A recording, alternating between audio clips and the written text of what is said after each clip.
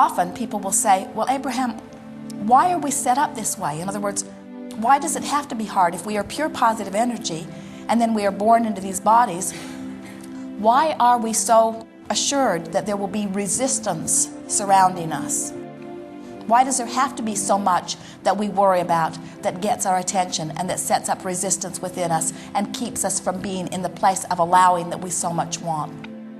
And we say, it is because the benefit of the contrasting environment is millions of times more valuable than the negative is detrimental. In other words, if you did not have the ability to discern difference, you could not prefer. And if you could not prefer, you could not vibrationally summon source. And if you could not vibrationally summon source, then we would all cease to be. And so the entire universe is based upon our ability to conclude the new idea, which is the summoning forth of the new life into the new space. And then you say, but wouldn't it have been better if we could have had an environment where it was easier to stay connected? And we say, there is no environment that is easier to be connected than an environment in which you are free to choose thought.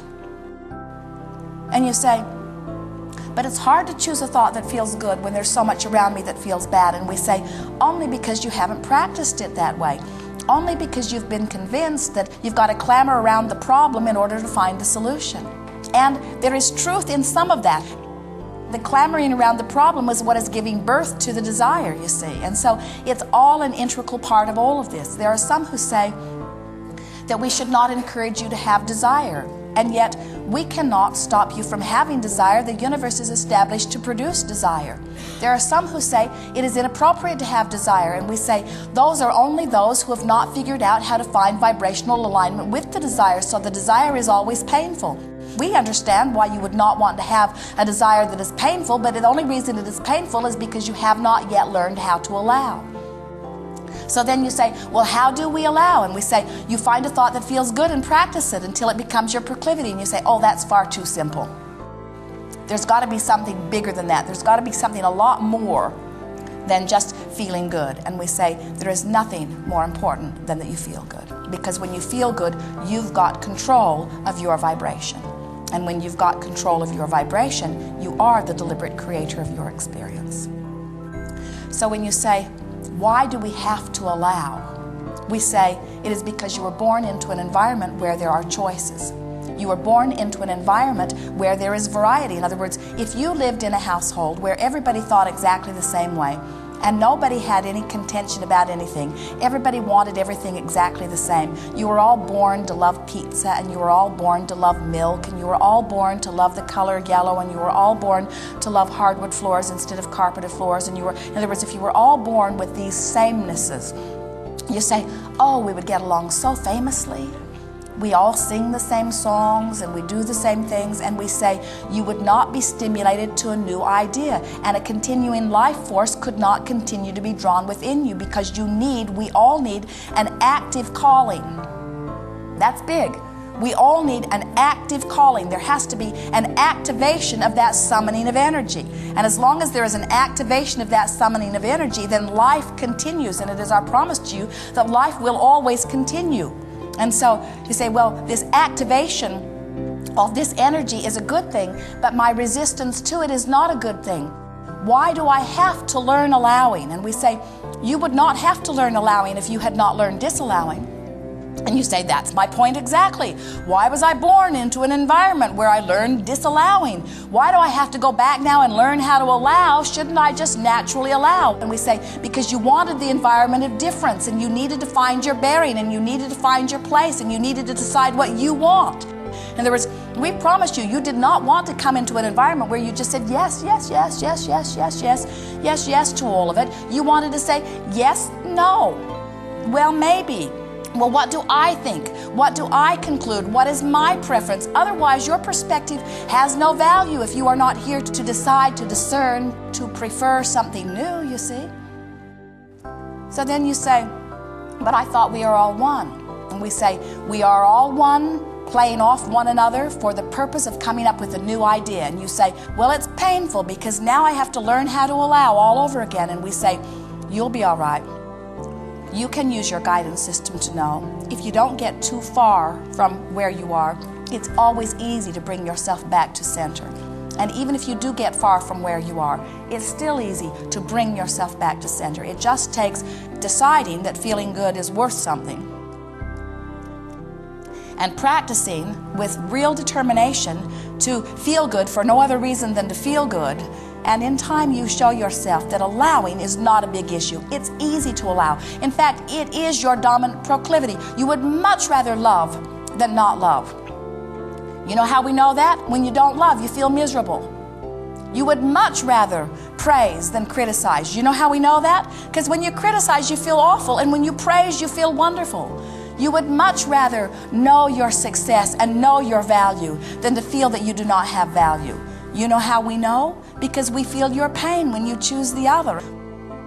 In other words, we think that it must be so easy to know the stove is hot. In other words, that does not feel good. It does not feel good to put your hand on a hot stove. And we do not understand sometimes why it is so hard to take your hand off the stove.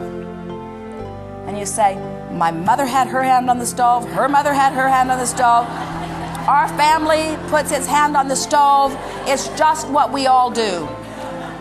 The day I was born, they put my hand on the stove. And we say, but now you get to decide how you like it. And you say, but it's hard. Do I dare take my hand from the stove?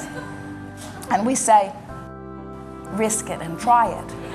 And you say, it is sweet relief when I take my hand from the stove. But look, my mother still has her hand on the stove, and my government still has its hand on the stove. They've all got their hand on the stove. Who am I to find the relief of not putting my hand on the stove? And we say, all right, put your hand back on the stove if you want to, but understand that you get to allow or not allow. These are your choices. We're wanting you to understand that it's not hard to allow. In fact, the hardest thing of all is to learn patterns of not allowing who you are. It's a lot harder to be confused than to be clear-minded. It's a lot harder to be sick than it is well. It's a lot harder to not have enough money than to have enough money. It's a lot harder to be negative than to be positive. It's a lot harder to be pessimistic than to be optimistic. The hard thing is not allowing. It's easy to allow. You just have to give yourself permission to do it and practice it a little bit. You are on your own in this, and you like it that way. You came into this environment knowing that you would be in an individual consciousness that would have your individual preferences, and that anything that you in your powerful individualness identify as your desire source energy will answer. It is our expectation that you will prove to yourself that you have the ability to let it in. It is so much easier than you think. There's just one thing that you have to remember. It is good to feel good. It is good to feel good. Clarity is your natural state of being.